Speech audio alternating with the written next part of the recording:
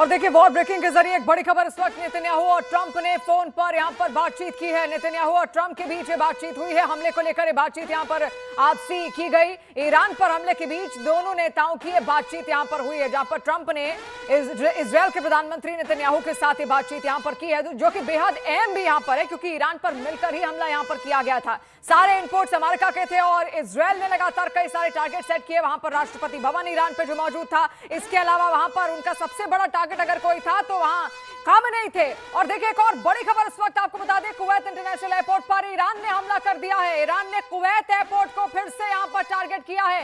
ये बड़ी खबर इस वक्त, हल्के नुकसान की खबर वहां से सामने आ रही है। जितने इंटरनेशनल एयरपोर्ट्स हैं उन पर ईरान यहां लगातार टारगेट कर रहा है। आपको बता दें ऐसे कई सारे एयर स्पेसेस भी बाकायदा अमेरिका के ही इन तमाम देशों में यहां पर मौजूद है, उसमें चाहे कुवैत हो, ईरान हो, इराक हो, इसके अलावा यूएई हो। ये तमाम ऐसे देश हैं जिनको लगातार ईरान यहां पर टारगेट कर रहा है। और आप देखिए उसने पहले ही ये साफ स्पष्ट कर दिया है, जिसने भी ईरान पर बुरी नजर देखने की कोशिश यहां पर की या फिर उसकी शांति भंग करने का प्रयास यहां पर किया, वो अटैक करेगा ही करेगा। और हमने देख भी लिया किस तरीके से लगातार ये अटैक यहां पर हो रहे हैं। लेकिन अब जिस तरीके के हालात बनते जा रहे हैं और कई सारे देश इसमें इन्वॉल्व हो सकते हैं, देखिए पूरा मिडिल ईस्ट इससे उस पर इंपैक्ट हुआ है। और सबसे बड़ा इंपैक्ट अगर पड़ा है तो स्ट्रेट ऑफ हार्मुज के बंद होने की वजह से यहां पर पड़ा है। और इससे तेल के दाम बढ़ जाएंगे, पेट्रोल डीजल के दाम यहां पर बढ़ जाएंगे। और पेट्रोल डीजल के दाम बढ़ने का मतलब आप समझिए दुनिया के तमाम देशों पर इसका असर पड़ेगा, व्यापार पर इसका असर पड़ेगा। और व्यापार पर अगर असर पड़ा तो शेयर मार्केट पर भी इसका असर पड़ेगा। और इसी वजह से अब जितने लोग इन्वेस्टमेंट यहां पर कर रहे हैं उनके मन में भी खलबली मची है कि अब अगला कदम क्या होगा। और अगर ये युद्ध रुका नहीं, इसी तरीके से आगे चलता रहा तो हालात और ज्यादा बिगड़ सकते हैं। और लगातार हमारे साथ दो डिफेंस एक्सपर्ट इस वक्त मौजूद हैं। कमर आगा मौजूद हैं, तेज टिक्कू यहां पर मौजूद हैं।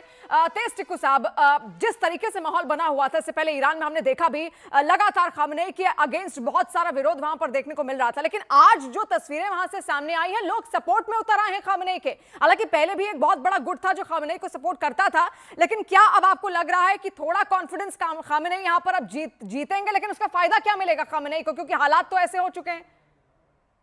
देखिए, सबसे पहले मैं आपको एक चीज़ बताना चाहता हूँ। ये ज़रूर है कि खamenei के बरखिलाफ काफ़ी सारी प्रोटेस्ट हुई थी। लेकिन मेरा जो अपना अनुमान है कि मुस्लिम वर्ल्ड में खamenei आज सबसे बड़ा हीरो बना हुआ है।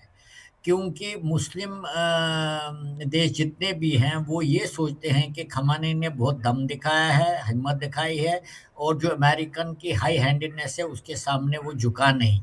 ये एक बहुत बड़ी वजह है कि कंप्लीट मुस्लिम वर्ल्ड, मैं आपको बता देता हूँ, जो लोग हैं जी उनके तानाशाह तो छोड़ दीजिए, उनके हुक्मरान छोड़ दीजिए, लेकिन मुस्लिम वर्ल्ड में आम तौर पर जो पब्लिक ओपिनियन है, वो खamenei के साथ है। जहाँ तक ईरान की बात की जाती है, ये ज़रूर है कि ईरान में प्रोटेस्ट ज़बरदस्त हुए थे, लेकिन जब आप किसी देश को टारगेट करते हैं, तो इनवेरिएबली देश के लोग अपने लीडर के प्रति सपोर्ट दिखाएँगे और उनके बरखिलाफ उनकी आवाज़ उठाएगी, जो उस देश पर हमला करता है। यही एग्ज़ैक्टली हो रहा है ईरान के अंदर। और ईरान, देखिए कोई भी देश जो है, इज़राइल, अमेरिका का जॉइंट ऑपरेशन और ख़ासकर जब उनके 2 एयरक्राफ्ट कैरियर हैं, कई सारे डिस्ट्रॉयर्स हैं, हंड्रेड्स ऑफ एयरक्राफ्ट हैं, मॉडर्न एयरक्राफ्ट वहाँ लगाए हुए हैं, जी, उसके तेज टिक्कू जी, बावजूद मैं चाहूंगी बिल्कुल आप अपनी बात पूरी कीजिए, लेकिन ईरान से एक इंडियन स्टूडेंट हमारे साथ जुड़ रहे हैं। क्या नाम बताया आपने उनका? सैयद फाजिल इस वक्त हमारे साथ जुड़ रहे हैं। सैयद, मेरी आवाज पहुंच रही है आप तक? जी जी। आप ईरान में कहां पर इस वक्त मौजूद हैं सैयद? मैं भी वेस्ट ऑफ ईरान किरमानशाह में हूँ। क्या हालात वहां पर हैं? क्या कोई बमबारी, कोई बॉम्ब शेल वहां पर गिरता हुआ आपने देखा इस वक्त? कोई सायरेंस वगैरह क्या आप लोगों को कहा गया है? जी अभी मैंने अपनी आंखों से तो अभी कोई बॉम्ब देखा नहीं गिरते हुए, बट सुनाई दे रहा है। और जो बाकी वीडियोस और बाकी चीजें आ रही है, हर सिटी में अभी बॉम्बिंग हो रही है। एंड हम चाहते हैं अभी इंडियन एम्बेसी से कि हमारे लिए कुछ किया जाए एंड हमें जल्दी से जल्दी किसी सेफ प्लेस पे लिया जाए या इवैक्यूएट किया जाए। बिकॉज सुबह से यहाँ बॉम्बिंग चल रही है पूरे ईरान में, मेजर सिटीज में। एंड एज एज आपने देखा होगा कि यहाँ ऑलमोस्ट 82 स्टूडेंट जी ने जी। हमला किया है and they are dead. Syed, इसके अलावा वी वांट जी जी जी, बोलिए बोलिए, आपकी आवाज बहुत क्लियर नहीं है सैयद। जी बिल्कुल, यहाँ इंटरनेट इश्यूज अभी चल जी रहे हैं, तो हम चाहते हैं अपने एम्बेसी से कि हमें जितने भी इंडियन स्टूडेंट्स हैं यहाँ भी प्रेजेंट, जिनके एग्जाम्स चल रहे थे, जिनकी स्टडीज अभी चलती है, उनको किसी जगह सेफ जगह रिलोकेट किया जाए या इवैक्यूएट किया जाए अगर नेसेसरी लगे। मिनिस्ट्री से हम ये रिक्वेस्ट कर रहे हैं। जी बिल्कुल, आपकी बात यहाँ पर पहुंचेगी भी और जल्द से जल्द भारत की तरफ से मदद उन तमाम स्टूडेंट्स को यहाँ पर बिल्कुल पहुंचाई जाएगी। लेकिन सैयद, आपसे ये भी समझना चाहेंगे, आसपास किसी भी इलाके में कोई बंकर्स वगैरह भी ऐसे बने हैं जहां पर आप लोग महफूज रह सकते हैं? कुछ आपको कहा गया हो, कोई एडवाइजरी आप लोगों के लिए जारी की गई हो? जी, अभी हमें सिर्फ इंडियन एम्बेसी से ये एडवाइजरी जारी हुई है कि आप अपने डॉर्मेट्रीज में, अपने घरों में सेफ रहे, बाहर ना निकले, जितना जरूरी हो सिर्फ अंदर रूम्स के अंदर हो, बाहर नहीं निकलो, दैट्स इट। यानी आप लोग अपने अपने कमरों में अभी इस वक्त मौजूद हैं। आपके साथ कितने और बच्चे हैं? जी मैं यहाँ इकलौता इंडियन स्टूडेंट हूँ, मेरे साथ एक और स्टूडेंट है, हम खाली 2 है इस प्रोविंस में। तो बाकी स्टेट्स में, बाकी सिटीज में अलग स्टूडेंट्स बहुत सारे मौजूद हैं। सैयद, ईरान की गवर्नमेंट की तरफ से आप लोगों को कुछ नहीं कहा गया है? कोई बंकर्स वहां पर बने हो जहां पर आप लोग खुद को महफूज रख सके, या सिर्फ बिल्डिंग्स में ही रहने के लिए कहा गया है? नहीं जी, यहाँ कोई अभी बंकर्स ऐसे नहीं हमें बताया गया है, खाली बोला है गया है कि अपने घरों में अंदर ही रहे, बाहर ना निकले। तो इसके अलावा, क्योंकि सिचुएशन ऐसी है कि आप सबको घर के अंदर ही इस वक्त रहना है, खाने पीने की कोई दिक्कत, वहां समस्या, उसके लिए कोई सुविधाएं वहां पर पहुंचाई गई हैं? कैसे आप लोग अब आगे? जी अभी हमें पता था सिचुएशन खराब होने वाली है, बहुत टाइम से ऐसा चल रहा है, तो हमने सारे जो सप्लाईज है वो ला के रखे। बहुत शुक्रिया सैयद हमारे साथ जुड़ने के लिए, और हम चाहेंगे आप बिल्कुल महफूज वहां पर रहें और मदद आप तक बिल्कुल पहुंचेगी, क्योंकि भारत सरकार हर जगह से उसने इवैक्यूएशन किया है और यहां पर भी हालात पर लगातार भारत सरकार नजर बनाए हुए है, और जल्द से जल्द आपको कोई ना कोई नोटिफिकेशन वहां से जरूर मिलेगा। अपना ध्यान रखिएगा सैयद।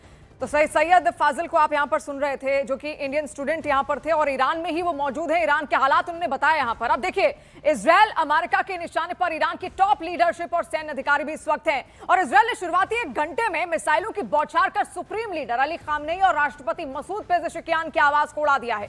लेकिन अली खामनेई जिंदा हैं, उन्होंने सीक्रेट लोकेशन से युद्ध का मोर्चा संभाल लिया है।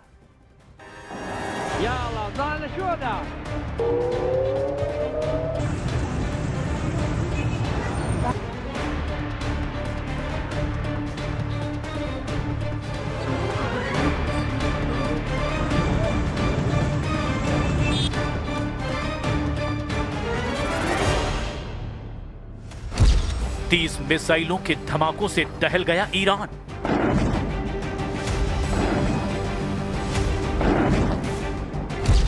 ईरान के 30 शहरों में बारूदी कोहराम।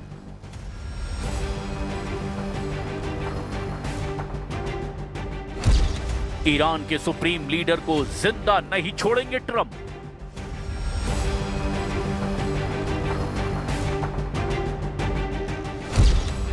ईरान की लीडरशिप का चुन चुन कर सफाया करने लगा इजराइल।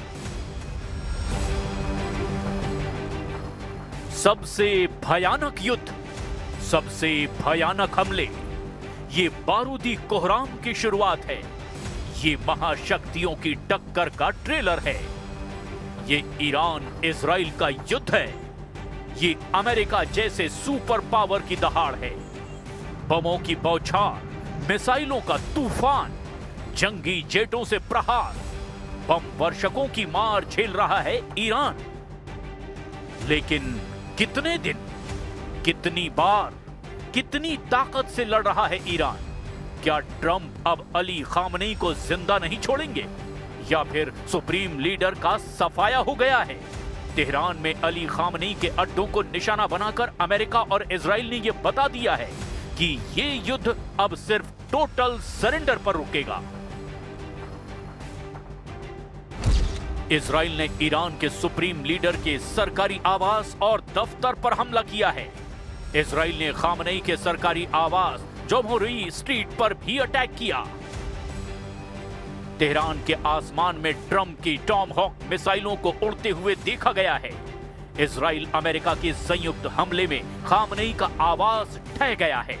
जिस आवास को बारूद से उड़ाया गया, वहां खामनेई के छोटे बेटे मोस्तबा मौजूद रहते थे। गनीमत ये रही कि हमले के वक्त सुप्रीम लीडर अली खामनेई अपने आवास पर नहीं थे। युद्ध भड़कने से पहले खामनेई तेहरान से बाहर सीक्रेट लोकेशन पर शिफ्ट कर दिए गए। सुप्रीम लीडर फिलहाल तेहरान से दूर किसी भूमिगत बंकर में सुरक्षित बताए जा रहे हैं। हालांकि अमेरिका उनकी लोकेशन तलाश रहा है। ट्रंप ने धमकी दी है कि अली खामनेई ने सरेंडर नहीं किया तो उनकी पूरी दुनिया तबाह कर दी जाएगी। अमेरिका ने ईरान की नेवी, मिसाइल अड्डों और फायर पावर को बर्बाद कर डालने तक हमले जारी रखने के ऑर्डर दे दिए हैं। To the members of the Islamic Revolutionary Guard, the armed forces, and all of the police, I say tonight that you must lay down your weapons and have complete immunity, or in the alternative, face certain death. Ali Khamenei के साथ Israel, America, Iran की top leadership और military कमांडरों का death warrant निकाल चुके हैं।